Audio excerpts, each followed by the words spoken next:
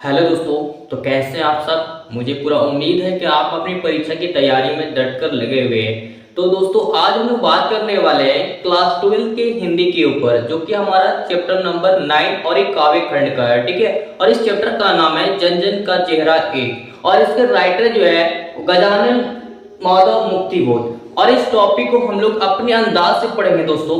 और मुझे और आपको पूरे उम्मीद होंगे दोस्तों कि इस वीडियो को देखने के बाद दूसरा आपको किताब उलटने की जरूरत नहीं होगी। ठीक है, पूरा आपके अपनी भाषा में समझाएंगे। ठीक है, तो चलते स्टार्ट करते हैं दोस्तों। देखिए इस चैप्टर का नाम आपको पता चल रहा है जन जन का चेहरा एक। जन जन का मतलब होता है लोग है ना, यानी लोगों का चेहरा एक। आप सभी लोगों को देखेंगे तो भाई नाक तो एक ही होंगे, दो आंख होंगे, दो कान होंगे, फेस तो सही रहेगा, बाल भी देखे होंगे, तो सभी लोगों का चेहरा एक होगा, है कि नहीं।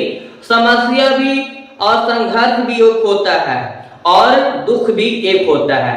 तो हर एक लोगों का इसीलिए बताया गया है कि आप किसी भी क्षेत्र में रहते हैं या आप किसी राष्ट्र में होंगे तो हर एक लोगों का चेहरा एक ही देखेंगे आप। हर लोगों का एक संघर्ष एक ही होगा। संघर्ष मतलब कुछ करके दिखाएंगे। जैसे हम आपको समझा रहे हैं तो आपको एक मोटिवेट मिल रहा है। इस मुट्ठी अगर बांध लेते हैं ना तो आपको जोरदार, आपको मुट्ठी मतलब बांध लेते हैं तो आपका अंदर जुनून आ जाता है। आप सोचते हैं कि हमारे लिए अगर इस फोकस अगर करेंगे पढ़ाई पर, आप भी पूरा जुनून के साथ पढ़ रहे होंगे कि हमारा इस बार अच्छे परीक्षा जाए, अच्छे उसके नतीजे में मिले, परिणाम भी देखने को अच्छा मिले। तो इस तरीके से आपको मोटिवेट करता है दोस्तों। ठीक है, तो उसीलिए हम लोग आज समझेंगे आपका भी दुख समस्या एक होगा दोस्तों। ठीक है ना, तो चलते स्टार्ट करते हैं। देखिए यहाँ पे बात कराया गया है कि गजानन माधव मुक्तिबोध, और मैंने इस पर ट्रिक के बारे में भी हम बात करेंगे दोस्तों। ठीक है ना, अब देखो जैसे यहाँ पे जन जन का चेहरा गजानन है ना, अब तो बात समझ में आ गई। अब चलते हैं इसके, देखिए इस टॉपिक को समझने से पहले हम लोग उसकी काम पढ़ते हैं दोस्तों कि लेखक के बारे में। क्यों? क्योंकि एक से ऑब्जेक्टिव पूछ देला। ठीक है ना, इसलिए हम लोग पढ़ना पड़ता है। ठीक है, देखिए अब क्या है कि इनका जन्म कब हुआ, 13 नवंबर 1917 को सयोपुर और ग्वालियर मध्य प्रदेश, मतलब एमपी मध्य प्रदेश में इनकी पैदाइश हुई थी। ठीक है ना, मतलब जन्म हुआ। अब भाई देखो एक आपको ये भी पूछ देगा भाई कि गजानन माधव मुक्तिबोध ये क्या है, तो प्रयोगवाद के कवि थे, प्रयोग करते, और ये नया खून भी ये इनके द्वारा भी लिखा गया है। आई बस समझ में दोस्तों। हाँ, अब देखिए अब क्या है कि इनके माता पिता का नाम है, तो माता का नाम पार्वती बाई, और पिताजी का नाम तो माधव राज मुक्तिबोध। अब समझोगे दोस्तों कि भाई अब इसको कैसे समझेंगे। देखो अब यहाँ पे माधव, तो यहाँ पे क्या है भाई माधव राज, तो पिताजी के नाम माधव से माधव इसमें मिला हुआ है, तो दोनों मिल रहा है, मिल रहा है मुक्तिबोध, तो यहाँ पे मुक्तिबोध है। समझ में आई बात दोस्तों, खाली राज के फर्क है कि नहीं। आई बात समझ। देखो आप समझेंगे दोस्तों, बोलेंगे कि भाई आप है ना, सॉरी अब देखिए यहाँ पे इनके निधन के बारे में, तो देखिए 11 सितंबर 1964 ईस्वी में, थोड़ा सा आगे पीछे हो गया है सॉरी।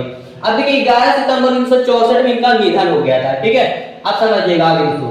अब क्या है कि इनके शिक्षा के बारे में, तो इनके शिक्षा के बारे में मैं बता दूं दोस्तों कि एक विशेष बात कि माधव जी जो थे ना वो बहुत ही बचपन से उतना पढ़ने में इंटरेस्ट नहीं रखते थे। उनको पढ़ने में तो शौक नहीं था, जहन नहीं था, लेकिन फिर भी वो किसी तरीके से पढ़ाई किए थे। ठीक है ना, अब देखो क्या नतीजा है। देखिए यहाँ पे लिखा है कि माधव कॉलेज में 1931 में, मतलब कि मैट्रिक का इम्तिहान पास किए थे। मतलब देखा जाए तो 1930 में किए थे, लेकिन 1930 में पास नहीं बल्कि फेल हो गए थे। अब फिर 1931 में दिए तब वो पास हुए थे।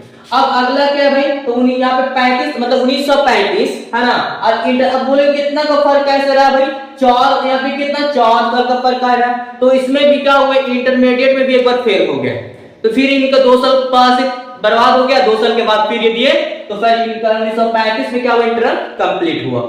समझिए आगे क्या है कि नागपुर विश्वविद्यालय से क्या कहते हैं इन्होंने फिर एमए भी किए थे, मास्टर ऑफ आर्ट। अब ये कौन सा इसका ऑनर पेपर क्या था भाई, तो हिंदी था, 1953 में किए थे भाई। देखो कितना का डिफरेंस, कितना का फर्क है ये, है कि नहीं। हाँ, अब अगली बात करते हैं दोस्तों, देखिए कृतियां मतलब कौन कौन से ऐसे टॉपिक ये लिखे हैं उन्होंने। देखिए तो तार सफर लिखे हैं, चांद का मुंह टेढ़ा लिखे हैं, और काट का सपना, ठीक है। और ये भी यहाँ पे कामयानी और एक पूर्ण विचार भी लिखे मुक्ति बोध रचना वाली। और ये जो लिखे मुक्ति बोध रचना, ये जो टॉपिक को लिखे वो 6 खंडों में बांटे हुए भाई।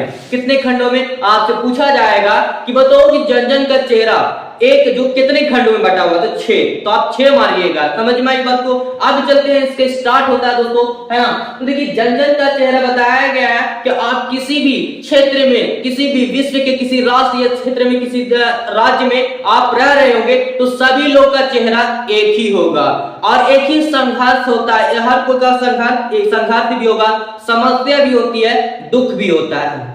आप हर एक क्षेत्रों में देखेंगे तो आप जाकर के, तो नाक भी सही है भाई, कान नाक तो क्या अलग अलग हो जाता है, क्या नाक यहाँ से यहाँ जगह नहीं ना। तो इस तरीके से आप देखेंगे पैर, 2 पैर ऐसे रहेंगे, 2 हाथ ही रहेंगे। तो हर आप किसी भी क्षेत्र में चले जाएंगे, वो किसी भी क्षेत्र के कोने में चले जाइए तो आप लोग को एक ही को चेहरा दिखेगा। वही बात क्या आएगा, जन जन का चेहरा है। हर लोगों का चेहरा एक ही है, लेकिन भाई हर लोगों का संघर्ष भी एक ही होता है। एक जुनून कुछ करना के दिखाना, कुछ करना, आने वाले हमारे में आसानी होगी, जीवन कटेगी।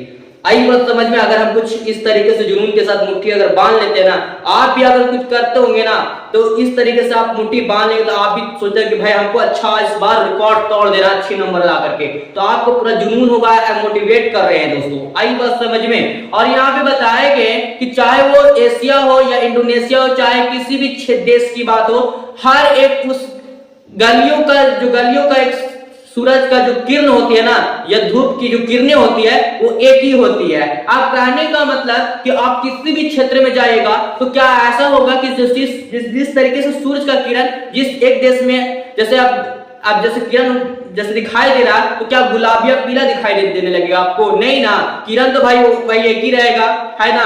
चेहरा का भी लोगों का एक ही रहेगा, दुख समस्या भी एक होगी। अब क्या आप बात रहेगी भाई, क्या आप मान लो कि आप किसी एक जैसे गंगा नदी की बात करते हैं, है ना, और ये गंगा नदी जिस तरीके से बह रही है, आप बताइए गंगा नदी पटना का पाटलिपुत्र, अब उस गंगा नदी पटना में, तो उस गंगा नदी की कहां जाकर के कहां गिरती है, बंगाल की खाड़ी में। तो क्या बंगाल की खाड़ी में वहां गिर रही है तो पानी का क्या रंग बदल जाता होगा भाई? नहीं ना, वही ना रहता है। बात तो क्लियर है ना, बात समझ मानी जाए दोस्तों। और उसी तरीके से हर लोग हर एक समस्या से झेल रहे हैं, हर एक परेशानी से झेल रहे हैं। लोगों का हर एक मन में एक ही ख्याल रखता है, संघर्ष। और हर लोग संघर्ष करते हैं जीवन में, हर लोग किसी न किसी, है ना, संघर्ष के साथ लगे हुए हैं अपने काम को आसान करने के लिए। आसान तभी होता है जब आप संघर्ष करेंगे। आप अच्छे परिणाम तभी दिखा पाएंगे लोगों को, समाज का लोगों की नजर में अच्छे रैंक पे तभी आ पाएंगे जब आप कर्म करेंगे। और कर्म जो है भाई, दुख और समस्या आपके लिए तो सामना करना ही पड़ेगा। बिना समस्या कोई भी कर्म करके ही आप कोई भी बड़ा सफलता नहीं पा सकते हैं। तो वही बात कहा गया है कि जिस तरीके से हर एक लोगों को देखेगा तो भाई एक समस्या, एक संघर्ष लोगों में आपस में रहती है, मन में ऐसे बैठे ही रहते हैं। आई बस समझ में। आप भी सोचते होंगे, आपके मन में भी ख्याल आता होगा कि काश हम पढ़ लिख के कुछ अच्छे जॉब कर ले। तो भाई ये जॉब तभी होगी जब आप अपने परिश्रम, अपने जीवन को, अपने शरीर को तपाएंगे। जिस तरीके से बताया गया है भाई कि जिस तरीके से एक मकई को लोगे ना, तो भाई उसकी अगर 1 किलो में समझ लो, मान लो 20 रुपए किलो मिल रहा है, तो उसमें 4 या 5 मक्की चढ़ेंगे। और उसको जब एक बार उसको फ्राई किया जाता है या फिर उसको पका दिया जाता है ना, तो एक ठो का रेट जो है 20 रुपया हो जाता है। और 20 रुपए में कहता है 4-5 पीस आ जाता था, लेकिन अब पक जाने के बाद क्या होता है, 20 रुपया ज्यादा रेट हो जाता है ऐसे। तो समझो इंसान के अंदर क्या, उसी तरीके से अपने आप को तपना होगा। आप तपोगे तभी कुछ अच्छा पा पाओगे, ठीक है ना। तो यही बात बताया गया दोस्त। और भी है इस तरीके से। मैं अगर किताब को खोलकर आसान अगर पढ़ने लगो, लेकिन इतना आप इस अंदाज से लिखेंगे ना भाई, तो पूरी कटौती, पूरे कोई नंबर, 1 नंबर भी नहीं कर सकती है।